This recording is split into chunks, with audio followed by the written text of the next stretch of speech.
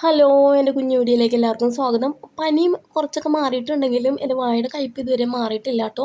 പിന്നെ ജലദോഷവും മൂക്കടപ്പും അങ്ങനെ കുറേ പ്രശ്നങ്ങളുണ്ട്. അപ്പോൾ കഞ്ഞി ഉണ്ടാക്കിയിട്ടുണ്ടെങ്കിലും എനിക്ക് കഞ്ഞി കുടിക്കാനായിട്ടൊരു മൂഡ് തോന്നില്ല കേട്ടോ.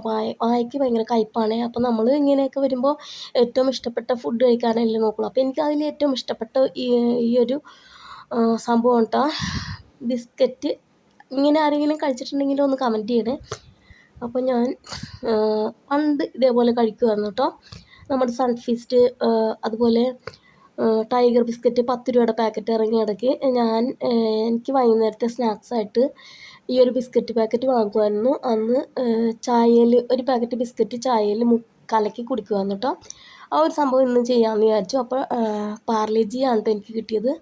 അപ്പോൾ ഇങ്ങനെ കലക്കി മിക്സ് ചെയ്ത് കുടിച്ചു. അപ്പോൾ ഇത്രയേ ഉള്ളൂ. വീഡിയോ ഇഷ്ടപ്പെട്ടാൽ ലൈക്ക് ചെയ്യണേ. Bye dears.